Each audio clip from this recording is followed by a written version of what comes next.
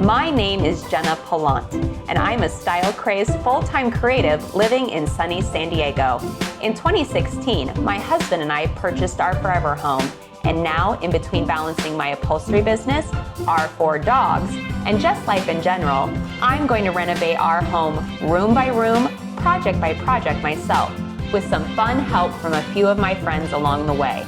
And I'm going to share it all with you right here on YouTube. So, are you ready to see a room bloom?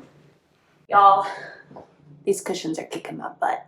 And that's why it's been a good month since you and I have seen one another. Yepers, my design ideas got the best of me once again, Color Loves, by creating some of the toughest cushions I have ever designed. But if there's one thing this pandemic has taught this Nebraska farm girl, it's to embrace slow design. Smash that like button if you agree.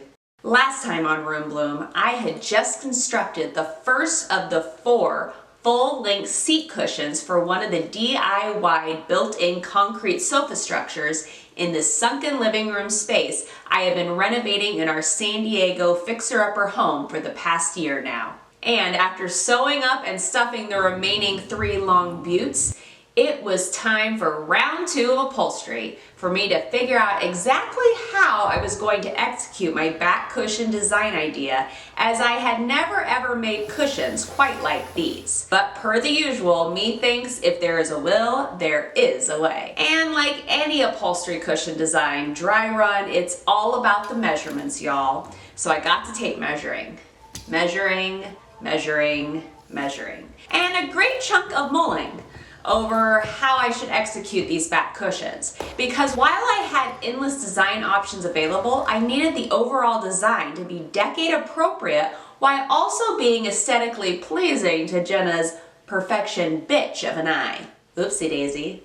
Did I say that out loud? It also doesn't help my recovering perfectionist brain when I pick a very intricate, uniquely repeating pattern fabric for its upholstery. But the moment I saw this particular knoll textile, it was an absolute must for me in this 70s inspired atomic atrium. Thus, this is the only portion of the project not supplied from my home away from home, the Home Depot, as they simply do not carry the upholstery supplies I need. So my friends over at Knoll Textiles are sponsoring this portion of the project. Thanks, ladies. For these custom back cushions, I decided to go with an angled front to help perpetuate the overall loungy vibe I am going for within this space, which required me to create a completely made from scratch cushion pattern.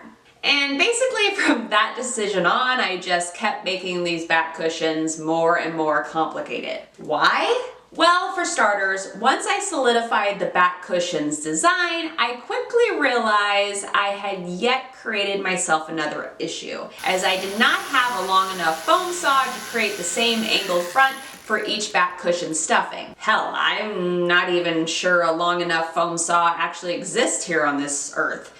If one does, please, please, please let me know in the comments below. So since I didn't have the right tool handy, from there I MacGyvered the idea that each back cushion stuffing will be made of a 2-part stuffing system. One made from scratch, pillow casing with an angled front, filled with shredded foam. And the second, basically the backbone of the cushion, a piece of 4-inch thick foam wrapped in poly wrap. Together, they will make up the insides of each future back cushion stuffing. See what I mean about making these back cushions complicated? And the complications didn't stop there, as just like the sunken living room seat cushions in the last episode, I am once again opting to implement a purse zipper for the zipper on each of these back cushions, as it will, 1, hide the zipper between the back cushion and each sofa's wall, while also 2, keeping the zipper from harming the seat cushion's upholstery fabric where it sits over time,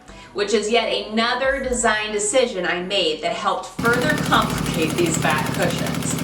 So you've got both the stuffing and the overall sewing construction complicating things, which is why I'm going to be starting at the top of each back cushion, the area where you will visually be able to see the most when walking above the conversation pit. Thus, this is the only portion of the sewing where you have to worry about pattern matching, as I obsessed over most of the pattern matching in the act of cutting out each portion of the back cushion's fabric. So fingers crossed all that hard work in sewing prep pays off, because I had so many darn things to sew. Not only 8 individual back cushions, but also 8 pillow casings, and each cushion/pillowcase had a zipper in itself, so that was 16 different zipper installs as well. Oy vey, it was a lot of work, y'all. The hours, curse words, tears, shoulder pain, and sewing leg were all worth it in the end though, as nothing beats that feeling. The happiness of finally being done sewing and having something tangible in your hands you just made. But of course, the cushion work doesn't stop when you're done sewing, as I still had to create each foam backbone for each cushion, which required mucho tailoring of the foam. Then adhering the dacron to the foam with spray glue, so the foam doesn't have friction against the fabric and will instead slide in easier. Although stuffing cushions is no easy feat, and after the amount I have been stuffing, my shoulders and right arm are freaking killing me. So much so, my husband's business partner even got in on some of the evening out of the shredded foam so I could give my old arms a break. The curse of that olive oil physique, y'all. This is by far the hardest, most complicated upholstery job I have ever completed in almost 10 years of business. I am burnt to a crisp energy-wise, and I'm just exhausted by all the work that went into getting the sunken living room to this point. But hot damn, color lovers, look at those cushions.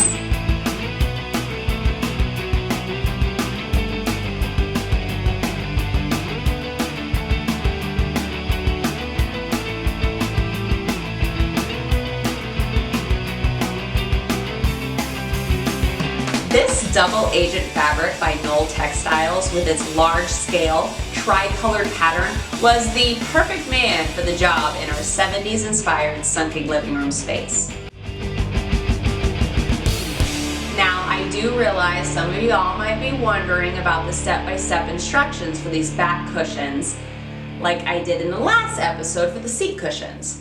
Overall, Room Bloom is an inspirational home renovation diary, and since I am still personally wrapping my own head around how the hell I pull these back cushions off, I don't feel comfortable even trying to explain. They were not easy, and are definitely not a DIY I'd recommend to any novice upholsterer. Plus, since I am an upholsterer designer for hire, call me. I will travel. I definitely feel like I have a hanger stuck in my mouth because this color-loving doer of a designer cannot stop smiling. I am just so gosh darn pleased with myself and the outcome of these Knoll Textiles gorgeous ladies. Ow, ow, ow! And now that the upholstery is officially wrapped on those concrete built-ins, it's time to wrap up this massive renovation project by worrying about what to do with this floor next. Whether you love the 70s or not, I think this next portion of the Atomic Atrium project is going to be shag-tastic. Until then, don't forget to subscribe to Room Bloom on YouTube. Later, loves!